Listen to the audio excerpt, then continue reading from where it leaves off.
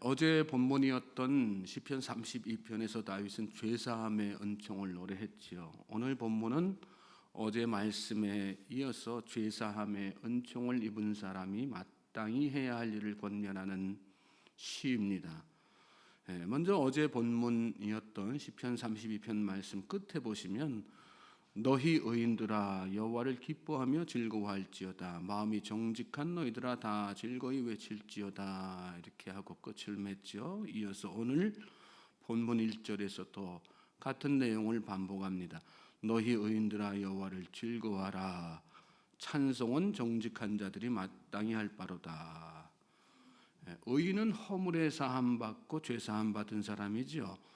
하나님의 은혜로 말미암아 자신과 죄로부터 또 하나님에 대하여 정직하게 된 사람, 그런 사람은 즐거운 마음으로 하나님께 찬송하고 감사한 마음으로 하나님을 높이는 일이 마땅한 것입니다. 마땅한 일이라 그랬는데 마땅한 일이란 당연히 해야 할 일이라는 뜻이지요. 신앙생활은 여러분 마땅히 해야 할 일을 하는 것입니다. 특별한 일을 하지 않아서가 아니라 마땅히 해야 할 일을 하지 않기 때문에 인생에 항상 문제가 생기는 것입니다. 인간관계도 그렇지 않습니까? 가정에서 마땅히 해야 할 일, 교회 안에서 마땅히 해야 할 일, 직장에서 마땅히 해야 할 일에 충실하면 어느 공동체든 건강해지지요. 나도 발전하고 공동체도 더불어서 다 발전하게 되어 있습니다. 마땅한 일은 하지 않고 해서는 안 될 일을 하니까 자꾸 문제가 생기는 것입니다.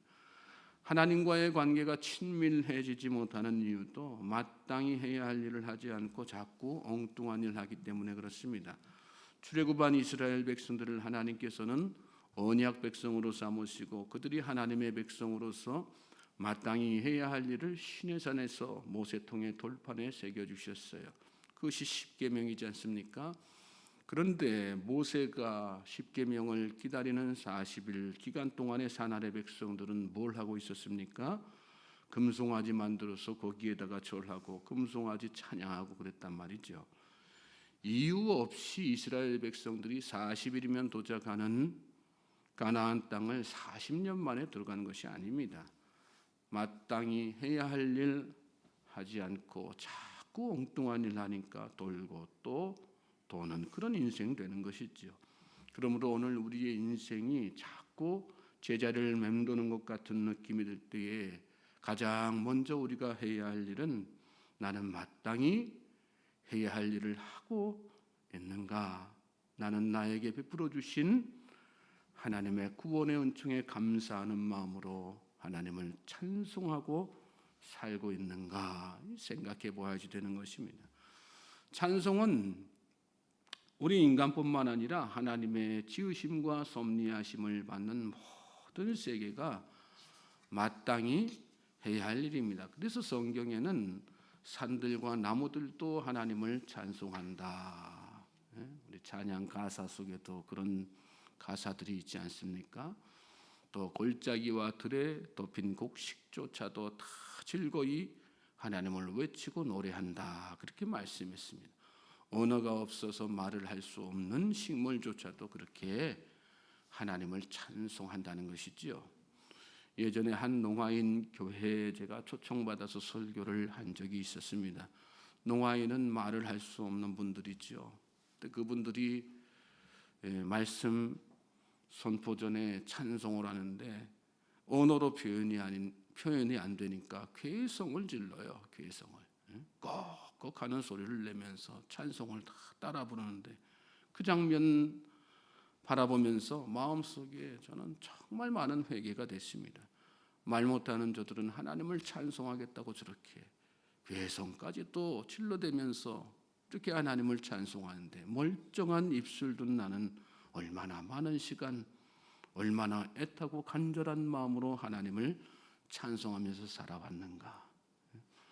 하고 싶어도 할 수 없는 때가 옵니다. 할 수 있을 때 찬송을 마음껏 부를 수 있는 것도 여러분 은혜고 축복인 것입니다. 믿습니까? 그 마음 가지고 오늘 이 하루도 하나님을 열심히 찬송하면서 사시는 우리 모든 성도님들 되시길 바랍니다. 2절 3절 보십시오. 수금으로 여호와께 감사하고 열줄 비파로 찬송할지어다. 새 노래로 그를 노래하며 즐거운 소리로 아름답게 연주할지어다. 하나님을 찬송하는 방법에 대해서 가르쳐주는 그런 말씀이죠. 감사는 기본이에요. 감사 없이 찬송하는 것은 아무 의미 없는 찬송이 되는 거죠. 열줄 비파로 찬송할지어다. 열줄 비파는 모든 악기를 동원해서 찬송하라는 그런 의미가 있는 표현입니다. 또 할 수 있는 모든 방법 동원해서 악기가 없으면 손뼉을 쳐가면서라도 찬송하고 또 온몸으로 찬송하고 춤을 추면서도 찬송하고 그렇게 하나님을 모든 수단 방법 다 동원해서 찬송하면서 살라는 거예요. 새 노래로 그를 노래하며 그랬는데 새 노래는 새로운 감격으로 찬송하라는 그런 말씀이죠. 저는 저와 여러분이 늘 아는 찬송, 익숙한 찬송이라 할지라도 또 같은 감사의 제목이라 할지라도 하나님을 찬송할 때마다 새로운 감격이 있게 되기를 주님의 이름으로 소망하고 축복합니다. 그럴 때마다 주시는 은혜가 다 달라지는 거예요. 그때 하나님께서 주시는 은혜가 있죠. 자, 그 뒤에 이어지는 긴 말씀은 하나님을 그렇게 즐겁은 마음으로 찬양해야 될 이유들에 대해서 쭉 열거합니다.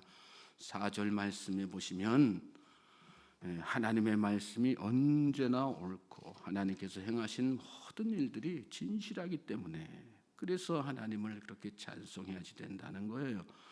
또 5절에는 하나님의 행하신 일들은 언제나 공의롭고 또 인자하심이 충만하기, 사랑이 충만하기 때문에 그래서 하나님 찬양해야지 된다는 것이죠. 여러분, 하나님은 언제나 옳으세요. 하나님께서 행하시는 일들은 지금 내 상식으로는 이해 안 되는 일들이라 할지라도 항상 선하고 옳다는 믿음 가지고 그래서 하나님을 찬송할 수 있는 저와 여러분 될 수 있길 바랍니다. 6절 7절 말씀 넘어가서 보시면 여호와의 말씀으로 하늘이 지음이 되었으며 그 만상을 그의 입 기운으로 이루었도다. 그가 바닷물을 모아 무더기같이 쌓으시며 깊은 물을 곳간에 두시도다. 하나님은 말씀으로 세상 모든 만물들을 창조하신 창조주이시기 때문에 그래서 피조물 된 우리가 마땅히 하나님을 찬송해야지 된다는 그런 뜻이에요. 하나님께서는 모든 것들을 다 창조하시고 만드셨어요. 그러니까 그 만드신 세계를 바라보면 영안이 열려져서 하나님의 손길을 경험하게 되면 하나님을 찬송하지 않을 수 없게 되는 것입니다. 또 이어지는 8절부터 12절 말씀 보시면 온 땅은 여호와를 두려워하며 세상의 모든 거민들은 그를 경외할지어다. 그가 말씀하심에 이루어졌으며 명령하심에 견고히 섰도다.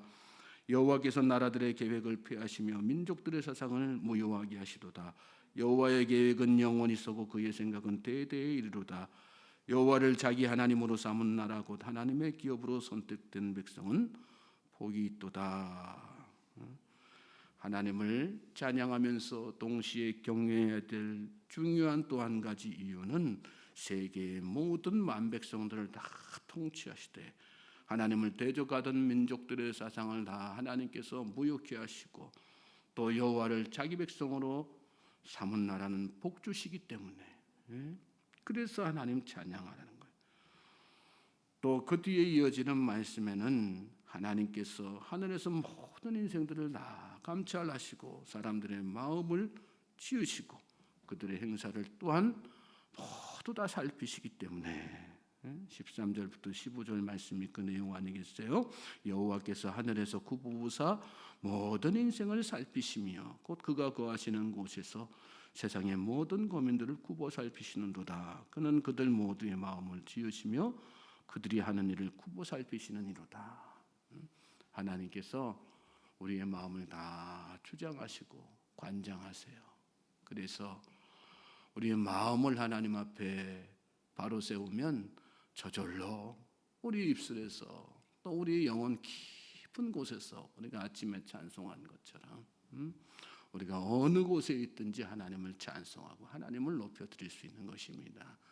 예, 나는 내 삶 가운데 하나님께서 모든 것을 섭리하신다는 믿음 가지고 또 그 믿음이 있으면 어떤 상황 가운데서도 어떤 환경 가운데서 하나님을 찬양하는 거죠.